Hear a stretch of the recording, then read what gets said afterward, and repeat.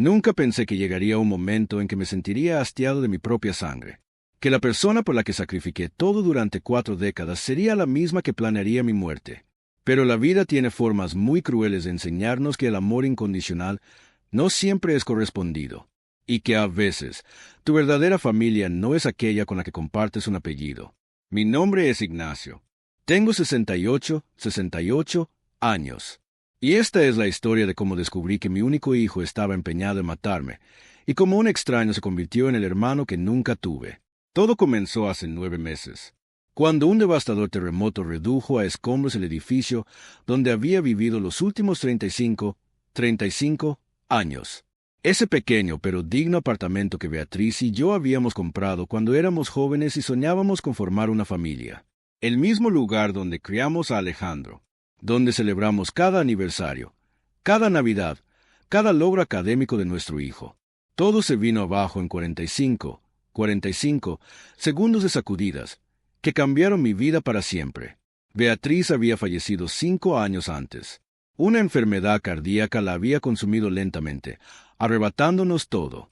Primero, nuestros ahorros en costosos tratamientos, luego, nuestra paz, y finalmente, a ella misma, dejándome completamente solo en este mundo, a excepción de Alejandro, mi hijo de 40 años, un exitoso abogado corporativo, con una casa lujosa en una zona exclusiva de la ciudad, un coche importado, trajes de diseñador, y para mí, una frialdad que había ido creciendo silenciosamente durante años y que yo me negaba a admitir. Cuando el terremoto destruyó mi hogar, cuando me encontré sin techo a los 68 años, sin ahorros significativos porque todo se había gastado en el tratamiento de Beatriz y en la costosa educación universitaria de Alejandro, llamé a mi hijo con la esperanza de que me ayudara, de que me diera refugio temporal mientras reconstruía mi vida de entre los escombros.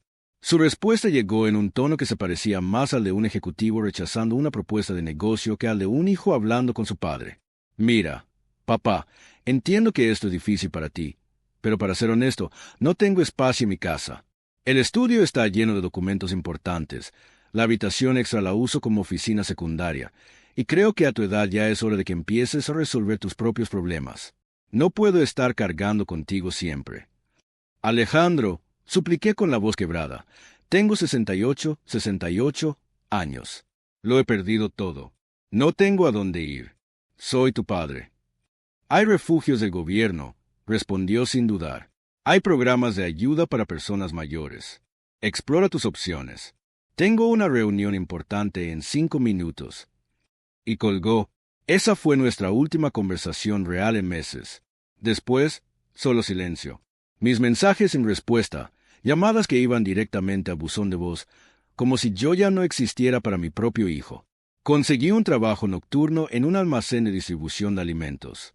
Cargar y descargar mercancía, hacer inventario.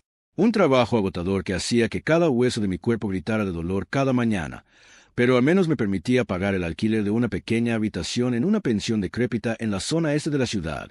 Y cada noche, durante los últimos 5 meses, exactamente a las 11, esperaba la parada de autobús en la esquina de la avenida Insurgentes y la calle Morelos, para que Felipe Hernández, un conductor de transporte de carga de 52 años que hacía la ruta nocturna hacia la zona industrial, me recogiera en su gran camión y me llevara al almacén. Era un favor que él hacía, aunque mi parada estaba técnicamente fuera de su ruta oficial. Un acto de bondad por el que nunca me cobró un centavo, aunque yo siempre le llevaba comida que preparaba cuidadosamente con el poco dinero que tenía. Sándwiches de jamón y queso, envueltos en papel que guardaba y reutilizaba, porque cuando trabajas por el salario mínimo a los 68 años, cada centavo cuenta. Felipe se convirtió en una especie de amigo en esos meses oscuros.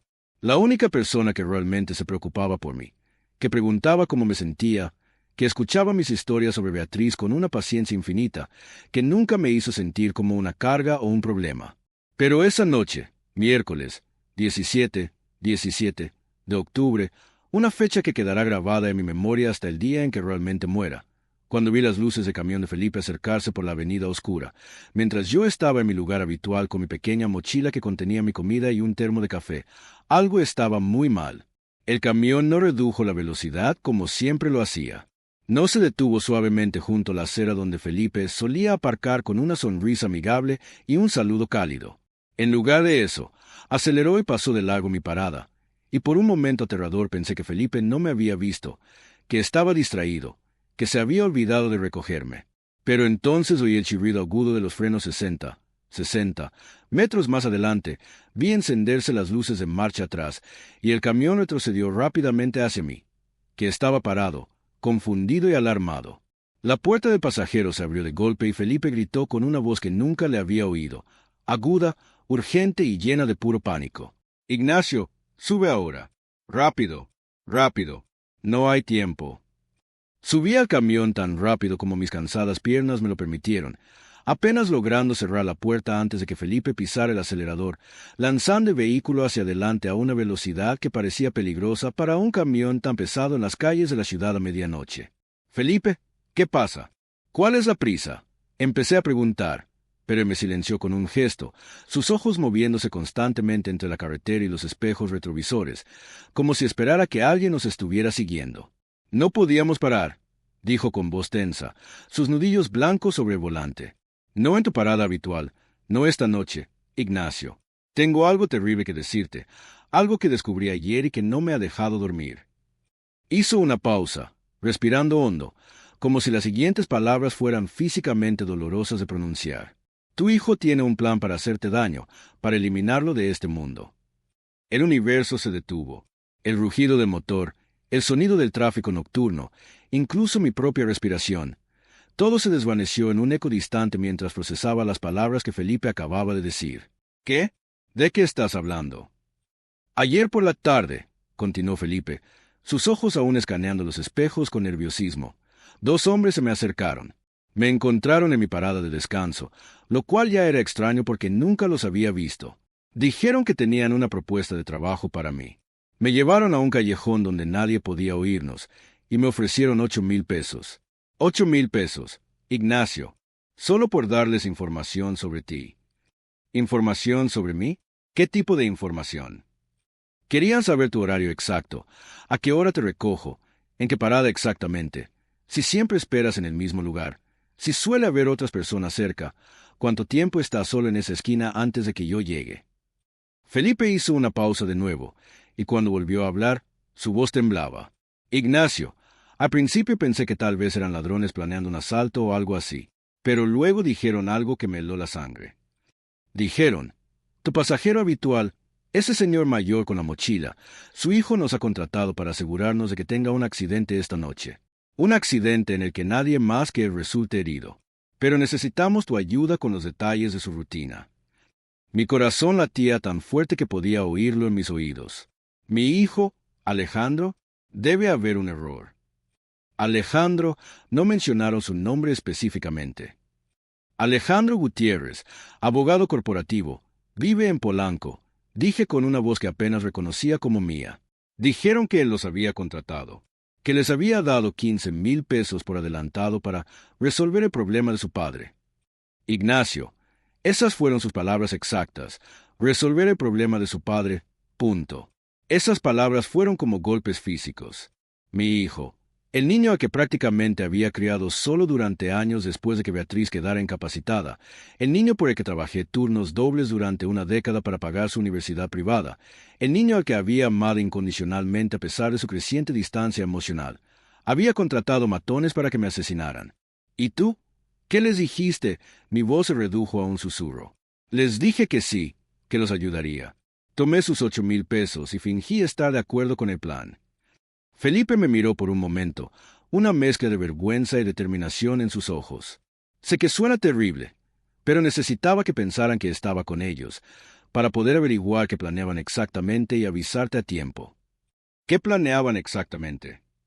El plan era este. Te recogía en tu parada habitual, pero en lugar de llevarte directamente al trabajo, me desviaría hacia una zona industrial desolada, específicamente al antiguo distrito de fábricas abandonadas cerca del canal. Allí, esos dos hombres estarían esperando. Tenía que detener el camión, fingir un problema mecánico, y cuando bajáramos a revisar, te atacarían. Me dijeron que te golpearían tan fuerte que no sobrevivirías, pero que lo harían parecer un intento de robo violento que salió mal. Incluso me indicaron que informara a la policía que unos matones nos habían atacado, que intenté defenderte pero eran demasiados. El camión de Felipe continuó por las calles nocturnas mientras yo intentaba asimilar esta revelación imposible. Mi propio hijo, mi única familia desde que Beatriz murió 5 años atrás, dejándome completamente solo excepto por Alejandro, había contratado asesinos para eliminarme, como si yo fuera solo un inconveniente que necesitaba ser resuelto, y no el padre que lo había sacrificado todo por él durante 4 décadas. Necesito entender algo, dije finalmente, mi voz temblando con una mezcla de incredulidad y una creciente rabia. ¿Por qué? ¿Por qué Alejandro querría hacerme esto?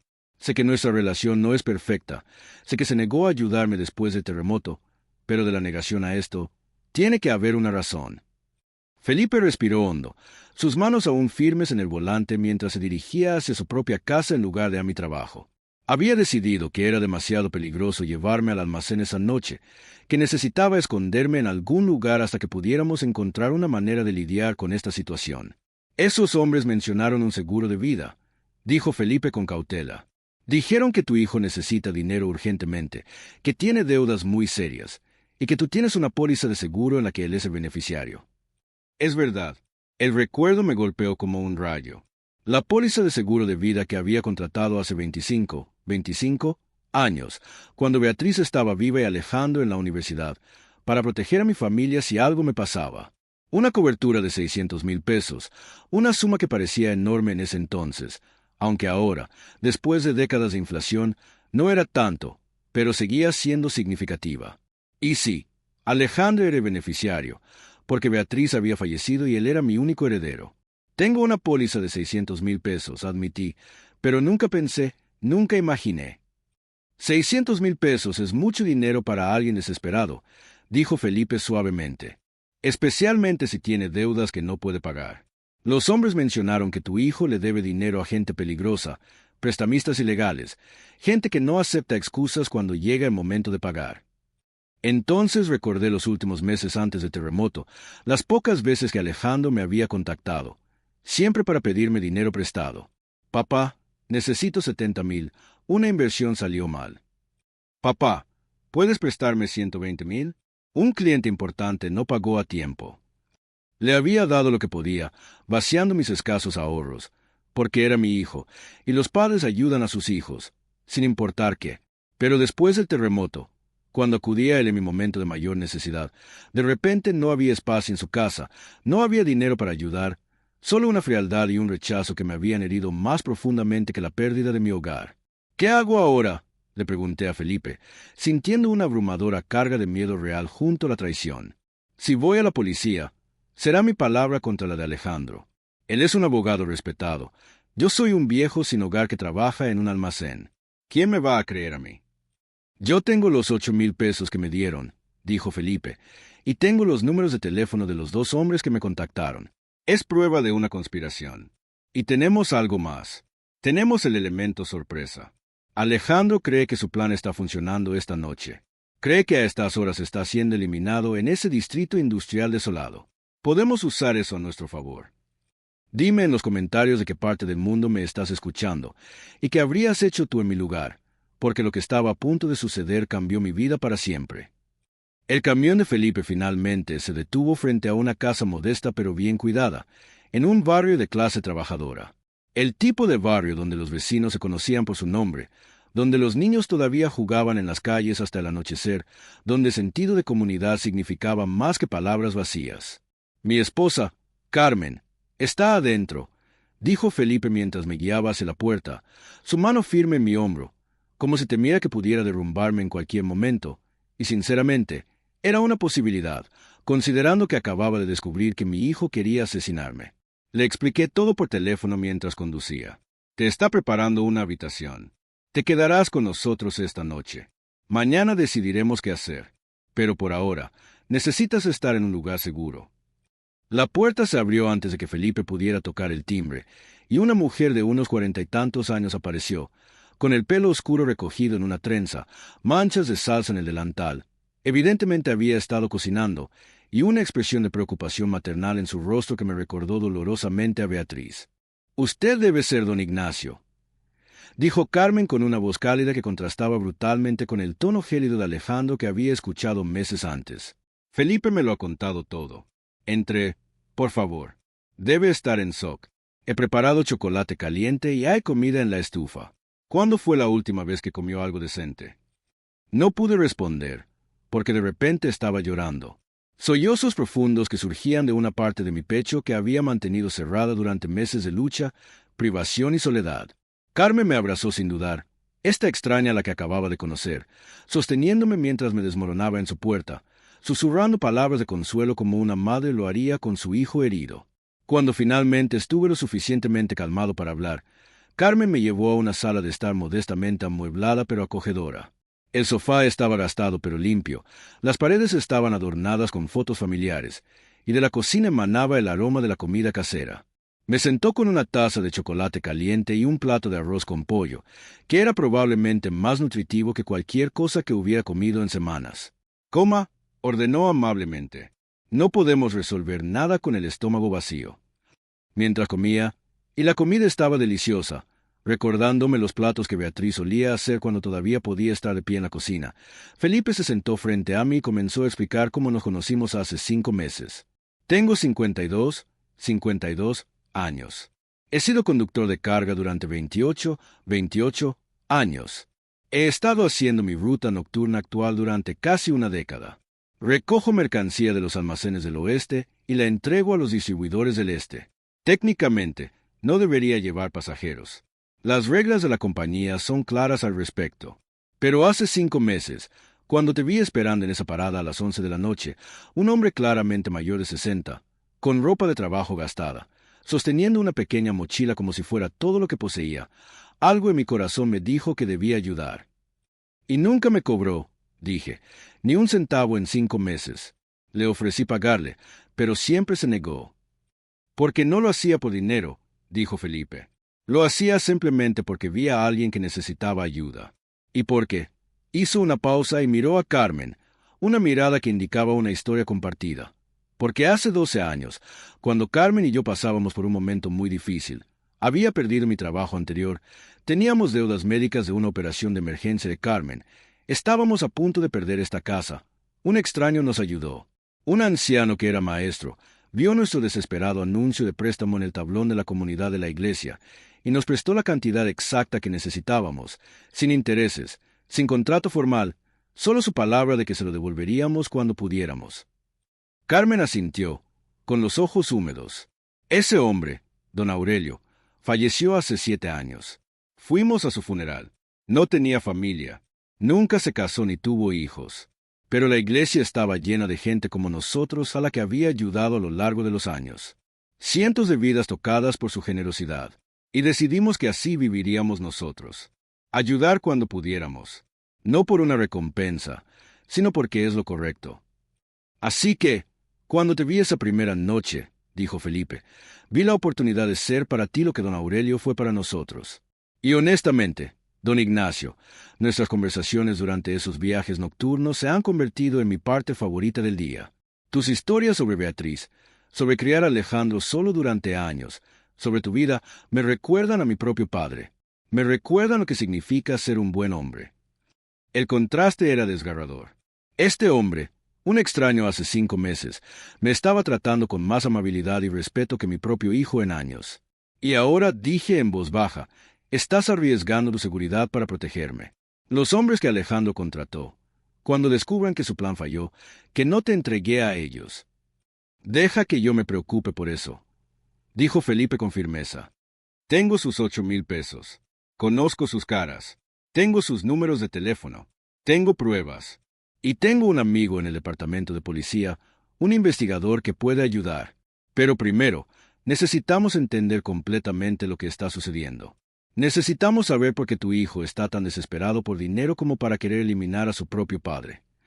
A la mañana siguiente, después de dormir mejor de lo que había dormido en meses, acurrucado en la habitación de invitados limpia de Felipe y Carmen, en sábanas que olían a detergente fresco, me desperté con el aroma de café recién hecho y huevos que venían de la cocina. Felipe ya estaba despierto, sentado en la mesa de la cocina con un portátil abierto frente a él, su rostro serio mientras investigaba. «Buenos días, don Ignacio», dijo Carmen, colocando un plato generoso frente a la silla vacía. Felipe ha estado investigando desde temprano. Ha encontrado algunas cosas preocupantes sobre su hijo. Coma primero, luego él le explicará. Me senté, mi estómago gruñendo con un hambre que no había sentido en semanas. Estar en un hogar cálido, rodeado de gente que realmente se preocupaba, había despertado un apetito que había sido suprimido por meses de estrés y depresión. Felipe esperó a que terminara de comer y luego giró el portátil hacia mí. Tu hijo Alejandro está en serios problemas, comenzó, señalando un primer artículo. Encontré esto en los archivos de noticias locales de hace 4 meses. Una pequeña nota escondida en la sección de negocios que probablemente nadie leyó. Alejandro fue demandado por un cliente por negligencia profesional. El cliente lo acusó de malversar fondos de una cuenta fiduciaria, específicamente 200,000 pesos que se suponía que estaban reservados para un acuerdo, pero que Alejandro aparentemente usó para gastos personales. Se me heló la sangre. ¿Malversación? Pero eso podría costarle su licencia de abogado. ¿Qué pasó con el caso? Se resolvió fuera de los tribunales, dijo Felipe, pasando a otro documento, lo que generalmente significa que Alejandro pagó al cliente para que se callara. Pero aquí está lo interesante. Encontré registros de préstamos tomados por esa misma época. 4 préstamos diferentes de prestamistas privados, por un total de 400,000 pesos. Puso su residencia como garantía en 3 de ellos. El cuarto vino de una fuente menos legal. ¿Qué quieres decir con menos legal? Me refiero a un usurero, un prestamista ilegal, el tipo de gente que presta dinero a tasas de interés criminales, 40 o 50%, y que utiliza métodos turbios para cobrar cuando la gente no puede pagar. Felipe sacó una foto impresa de un hombre de aspecto amenazador, con una cicatriz en la mejilla derecha, una cara que sugería que la violencia era una herramienta de trabajo, no un último recurso. Este hombre es Ramiro, el Cobra Salinas. Es conocido en el submundo local como uno de los usureros más despiadados de la ciudad. Si le debes y no pagas, primero envía advertencias. Daños a tu coche, ventanas rotas en tu casa. Si sigues sin pagar, la cosa se agrava. Huesos rotos, amenazas a la familia. Y finalmente, si realmente no pueden cobrar, te eliminan para dar ejemplo a otros deudores. Alejandro le debe dinero a este hombre. Según mis fuentes, y tengo un amigo en la División de Delitos Financieros de la policía que me debe un favor, Alejandro le debe a El Cobra exactamente 600,000 pesos. El préstamo original fue de 400,000 hace 10 meses, con un interés compuesto de 45%, la deuda ha crecido a 600,000. El Cobra quiere su dinero ahora. Todo encajó con una claridad aterradora. Alejandro no solo necesitaba 600,000 pesos, necesitaba exactamente 600,000 pesos, la cantidad exacta de mi póliza de seguro de vida. No era una coincidencia, era un cálculo deliberado. Así que el plan era eliminarme, cobrar el seguro, pagarle el Cobra y resolver todos sus problemas de un solo golpe. Exactamente, confirmó Felipe, y probablemente pensó que era el plan perfecto. Eres un hombre mayor, sin domicilio fijo, que trabaja de noche en un almacén en una zona peligrosa. Si te encontraban muerto en un distrito industrial desolado, víctima de un aparente robo violento, nadie sospecharía que fue un crimen planeado por su propio hijo. Sería simplemente otra tragedia, un hombre viejo y pobre, en el lugar equivocado en el momento equivocado. Carmen había estado escuchando en silencio, pero ahora habló, su voz temblando de indignación. ¿Cómo puede un hijo hacerle eso a su padre? Don Ignacio me contó anoche que trabajó turnos dobles para pagar la universidad de Alejandro, que cuidó a su esposa durante años cuando estaba enferma, que lo crió prácticamente solo. Y así es como Alejandro le agradece. La desesperación lleva a la gente a hacer cosas terribles, dijo Felipe sombríamente. Y Alejandro está claramente desesperado. Pero eso no justifica su plan. Un crimen es un crimen, sin importar el motivo. ¿Qué hacemos ahora?, pregunté, sintiendo una extraña sensación de pavor y una tristeza desgarradora. Si vamos a la policía con todo esto, seguirá siendo mi palabra contra la de Alejandro. Es un abogado respetado. Podría argumentar que todo es un malentendido. Ahí es donde entra mi plan, dijo Felipe. Los 2 hombres que me contactaron, los que se suponía que debían eliminarte anoche en el distrito industrial, creen que el plan se ejecutó con éxito. Les envié un mensaje anoche desde un teléfono desechable, diciendo que el trabajo estaba hecho, que el anciano estaba eliminado. Respondieron que recibiría el pago restante de 8,000 pesos, una vez se confirmaran el resultado en las noticias. Pero no habrá noticias, dije en voz baja, porque no estoy muerto. Exacto, lo que significa que en los próximos días, cuando no haya ningún informe de tu muerte, se pondrán en contacto con Alejandro y le preguntarán qué salió mal. Lo presionarán. Y entonces Alejandro entrará en pánico. Tratará de averiguar qué pasó. Y en ese pánico, cometerá errores. Errores que podemos grabar. Errores que se convertirán en pruebas, dijo Carmen, entendiendo el plan. Correcto, dijo Felipe. Pero necesitamos más que eso. Necesitamos que Alejandro se incrimine directamente. Necesitamos una grabación de él admitiendo que contrató a los matones. Y tengo una idea de cómo conseguirla. Estoy escuchando. Llamarás a Alejandro desde un teléfono seguro que no pueda rastrear. Le dirás que sobreviviste al ataque, que hubo algún tipo de confusión, que escapaste, que sabes que él estuvo involucrado. Lo presionarás hasta que confiese su plan. Y grabaremos todo. A las 7 de la tarde, Felipe anunció que todo estaba listo. Me entregó el teléfono desechable con el número de Alejandro ya marcado, su dedo sobre el botón de llamada. Recuerda, instruyó Felipe, el objetivo es que admita que contrató a los matones. Pregúntale directamente. Si lo niega, presiona con detalles. Menciona a los dos hombres, menciona el distrito industrial, menciona que sabes de su deuda con el Cobra. Eventualmente, si es culpable, o confesará o dirá algo incriminatorio mientras intenta protegerse.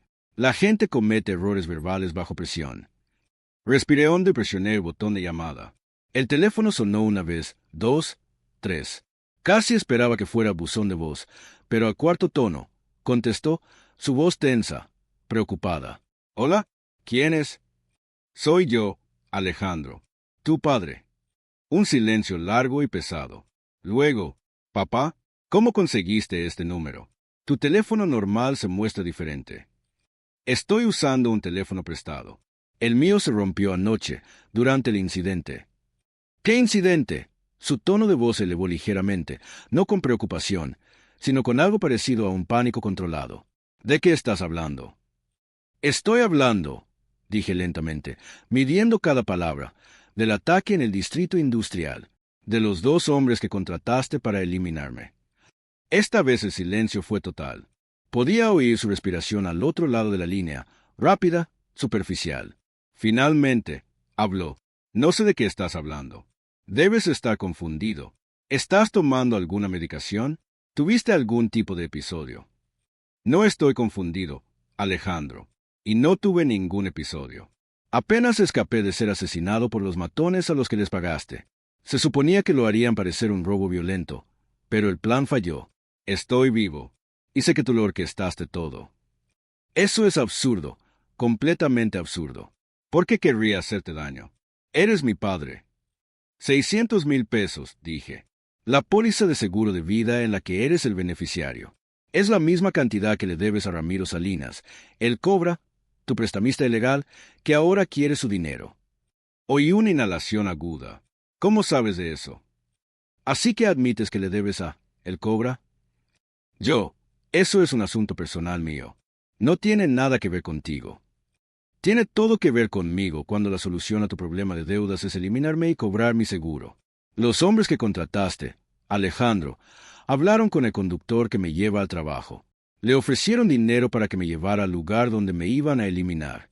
Afortunadamente, él es mejor persona que tú. Me advirtió en lugar de entregarme. No contraté a nadie.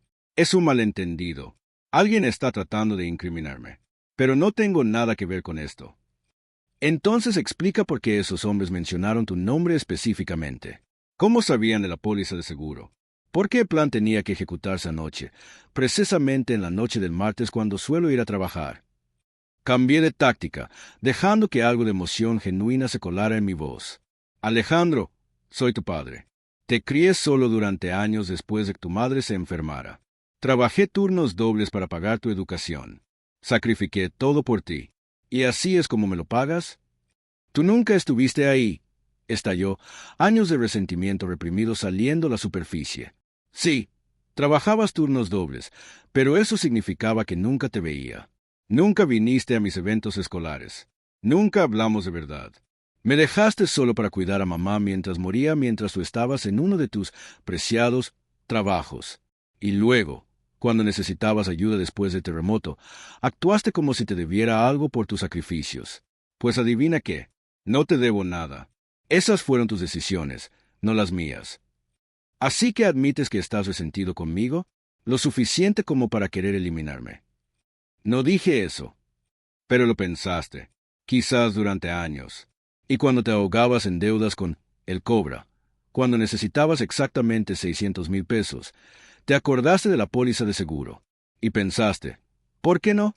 El viejo no tiene casa, no tiene nada. Nadie lo extrañará, y todos mis problemas se resolverán. Punto. ¡Cállate!, gritó Alejandro. No sabes nada de mi vida, de la presión bajo la que estoy, de... Se detuvo bruscamente, dándose cuenta de que había dicho demasiado. ¿De qué, Alejandro? ¿De la presión de deberle 600,000 pesos a un matón peligroso? ¿De la desesperación por conseguir dinero para cubrir tu error después de malversar los fondos de un cliente antes de que te atraparan? ¿De ver el asesinato de tu padre como la solución fácil a todos tus problemas? El silencio se prolongó durante 10 segundos completos. ¿Qué hago ahora?, preguntó Alejandro, su voz cambiando de defensiva a algo más peligroso. Calculador, el tono de un abogado evaluando los daños. Estás grabando esta llamada, ¿verdad? Por eso está siendo tan específico, tratando de que diga cosas incriminatorias. ¿Hay alguien más escuchando ahora mismo? Sí, esta llamada está siendo grabada. Y sí, un investigador está escuchando. Porque intentaste asesinarme, Alejandro, a tu propio padre. ¿De verdad pensabas que no buscaría justicia? ¿Justicia?, repitió con una risa amarga. Hablas de justicia como si tuvieras la superioridad moral, pero convenientemente olvidas que me abandonaste emocionalmente durante toda mi infancia, que elegiste trabajo en lugar de ser un verdadero padre. Quizás fallé como padre, dije. Quizás debería haber estado más presente emocionalmente. Pero Alejandro, incluso si fui un mal padre, que es un debate que podemos tener, eso no justifica contratar matones para que me eliminen por el dinero del seguro. No contraté a nadie, insistió Alejandro, pero su voz carecía de convicción. Los hombres que contrataste tienen nombres, dije. Pedro Vargas y Miguel Soto. ¿Te suenan esos nombres? Nunca he oído hablar de ellos. Qué extraño, porque ellos tienen tu número de teléfono, y tienen fotos mías. Fotos que alguien tuvo que darles para que supieran a quién buscar. ¿De dónde sacarían esas fotos, Alejandro? No lo sé. Quizás de Internet. ¿Quizás? No tengo presencia en Internet. Nunca he usado redes sociales. La única forma de que alguien tuviera fotos recientes mías es si alguien que me conoce se las hubiera dado. Alguien como mi hijo. Está bien. Hipotéticamente, supongamos que estaba en una situación desesperada, que le debía dinero a gente peligrosa, que vi una solución en la póliza de seguro. ¿Qué habrías hecho tú en mi lugar? No habrías considerado todas las opciones. No todas las opciones incluyen cometer parricidio. Es fácil decirlo cuando tu vida no está en peligro. El Cobra me dio una semana para conseguir 600,000 pesos, o él y sus hombres vendrían por mí. ¿Sabes lo que le hacen a la gente que no paga? No solo te golpean, te rompen los huesos de tal manera que nunca sanan. Te queman con cigarrillos, te cortan los dedos, y si sigues sin pagar, van a por tu familia. Yo soy tu familia. Exactamente. Eres mi familia. Lo que significa que si yo no pagaba, el Cobra habría venido a por ti de todos modos. Así que pensé que tal vez había una manera de resolver ambos problemas a la vez. Se me heló la sangre. ¿Resolver ambos problemas? Explícame cómo eliminarme resuelve el problema de que el Cobra venga a por mí. Si ya estás eliminado, no puede hacerte daño, y yo consigo el dinero para pagarle. Una solución para ambos.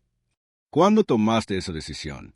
¿Cuándo decidiste exactamente que asesinar a tu padre era una solución aceptable? No lo sé. Quizás hace 2 meses. Cuando el Cobra se presentó en mi oficina con 2 de sus hombres y me dio el ultimátum. Me senté esa noche tratando de pensar cómo conseguir 600,000 pesos rápidamente. Vender la casa. No, eso lleva meses. Un préstamo del banco. No, Mi crédito ya está arruinado. Pedir prestado a amigos o colegas. No tengo amigos tan cercanos que me presten una suma tan grande. Y entonces me acordé de la póliza de seguro. Recordé que todavía existía, porque había visto los documentos cuando te ayudaba a organizar tus papeles después de que mamá muriera. Y tu primer pensamiento fue eliminarme y cobrarla. No fue mi primer pensamiento, pero después de considerar todas las demás opciones, parecía la más limpia, la más eficiente. ¿Eficiente? Repetí.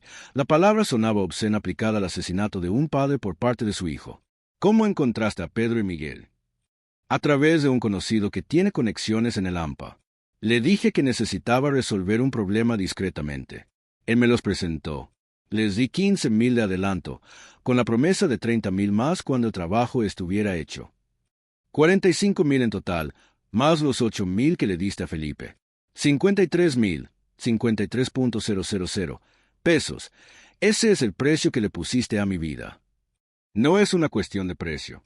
Es una cuestión de mi propia supervivencia. ¿Y qué hay de mi supervivencia? ¿Acaso no importa? Honestamente, suspiró Alejandro, no tanto como la mía. Eres viejo. Estás solo. No tienes casa. Trabajas por un salario mínimo en un almacén. Tu vida ya está prácticamente acabada. La mía apenas comienza. Tengo 40 años. Todavía puedo arreglar todo esto si tengo una oportunidad. Pero solo si resuelvo el problema de él cobra, punto. Esas palabras dolieron más de lo que esperaba. Oír a mi hijo considerarme un desecho, una vida menos valiosa que la suya. Fue entonces cuando el investigador Guerrero intervino. Señor Alejandro Gutiérrez, soy el investigador Raúl Guerrero de la División de Homicidios. Basado en lo que he escuchado en esta conversación grabada, específicamente su admisión de haber contratado a Pedro Vargas y Miguel Soto para asesinar a su padre, su admisión del motivo financiero relacionado con la póliza de seguro y su admisión de haber pagado por el crimen. Tengo pruebas suficientes para solicitar una orden de arresto por conspiración para cometer asesinato. Le aconsejo que se entregue en la comisaría más cercana en las próximas 2 horas. Es una trampa, siseó Alejandro. Ustedes me han coaccionado para que dijera todo esto. Nada de esto será admisible en un tribunal. Esta llamada fue grabada con el consentimiento de al menos una de las partes, su padre, lo cual es legal, y sus declaraciones fueron voluntarias. Nadie lo amenazó, nadie lo coaccionó. Usted eligió admitir haber contratado a los matones. Es una confesión válida. 2 horas, señor Gutiérrez. Después de eso, enviaremos agentes a buscarlo. Papá, dijo Alejandro, su voz cambiando a un tono suplicante. Papá, por favor, no hagas esto. Podemos resolver esto de otra manera. Te devolveré cada centavo. Te ayudaré a encontrar un lugar mejor para vivir. Podemos reconstruir nuestra relación. Solo retira los cargos. Dile a la policía que fue un malentendido. No, dije claramente. No retiraré nada. Intentaste asesinarme, Alejandro, a tu propio padre. Eso no es algo que un padre simplemente perdona. No es algo que se deba dejar sin castigo. Te arrepentirás de esto. La súplica desapareció, reemplazada por una amenaza. Tengo conexiones. Conozco abogados que te destrozarán en el tribunal. Te pintaré como un padre cruel que empujó a su hijo a la desesperación.